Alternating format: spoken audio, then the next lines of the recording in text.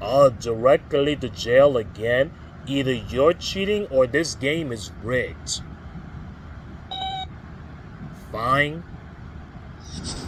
Dear Tim and Modi, Who was Fannie Lou Hamer? From Megan. Well, on August 22, 1964, a lot of Americans were asking that same question. That night, they turned on the TV to see Hamer on every news program.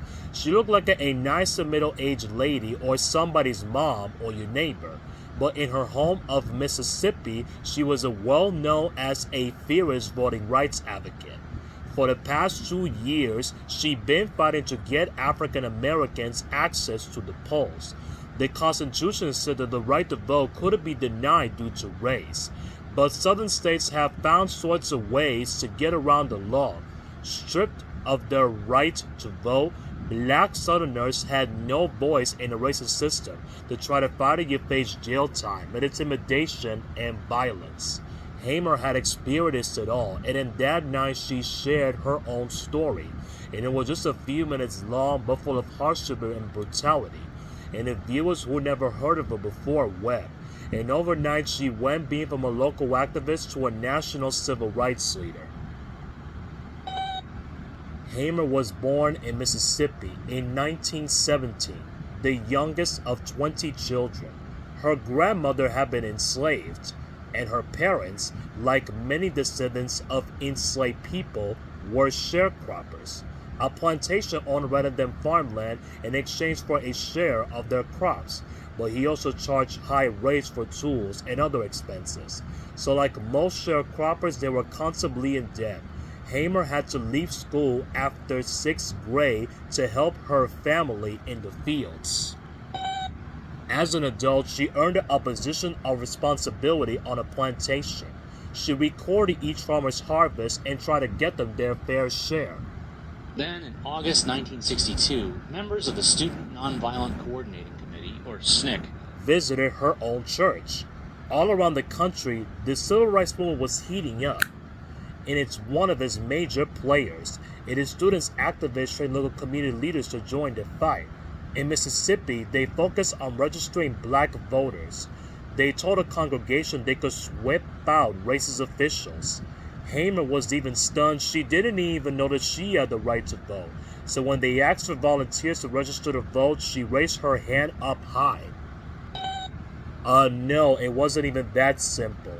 And an angry crowd gathered at the courthouse to be meeting the 18 volunteers. They tried to scare Hamer and the others from even trying but to register. But the volunteers stuck themselves together and made their way in. Inside the courthouse, the clerk was no more welcoming. He demanded the group to pass a test before registering. They were asked to explain a legal clause about the ex facto laws. That's true, that was the whole point of literacy tests, to be nearly impossible to pass, so clerks can refuse anybody the right to vote. They also demand a poll tax, a fee meant to discourage would-be voters.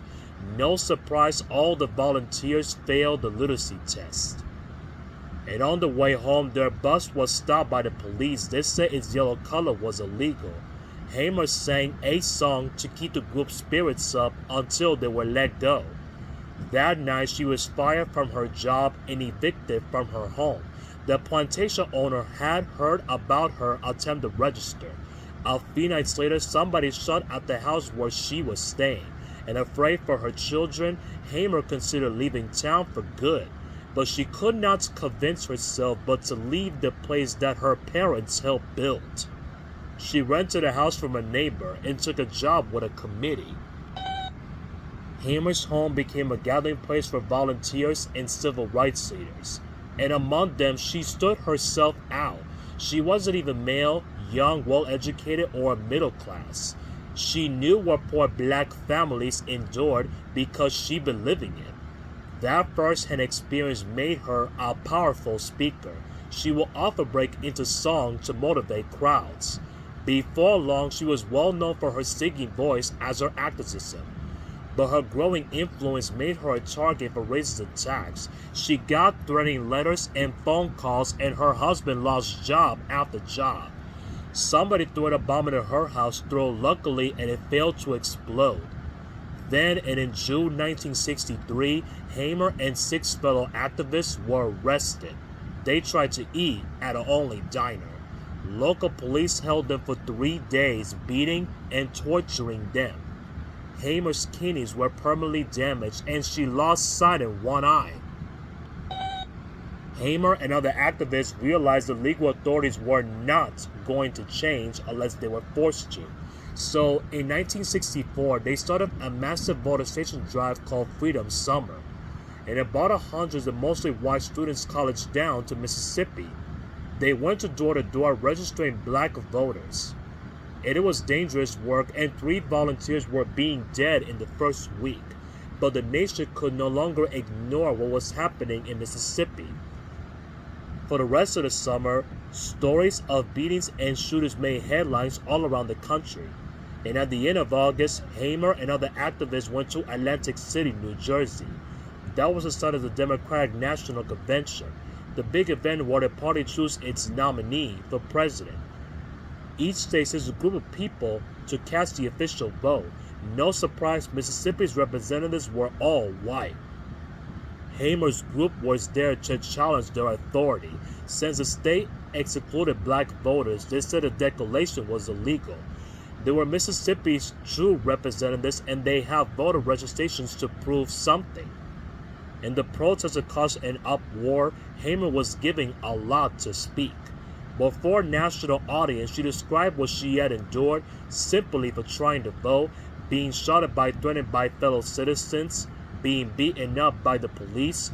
She challenged the nation to consider for its own values. Hamer, is this America? The land of the free, of the home of the brave, where we have to sleep with our telephones off of the hooks because our lives be threatened daily, because we want to live in a decent human beings in America. Her testimony replayed on the news for days. Hamer and her group were not seated at the convention, but a year later, President Lyndon Johnson was signed the Voting Rights Act of 1965, and it outlawed all kinds of barriers to voting like literacy tests and poll taxes. And at the convention in 1968, Hamer was chosen to be an official delegate. She received a standing ovation. Hamer's activism continued way past her prime-time moment. She fought for women's rights and protested the Vietnam War and ran for office several times. She founded a Freedom Farm, a cooperative to help black farmers climb out of poverty. Before her death on March 14, 1977, she was buried there. Yeah, I guess it is your turn to roll.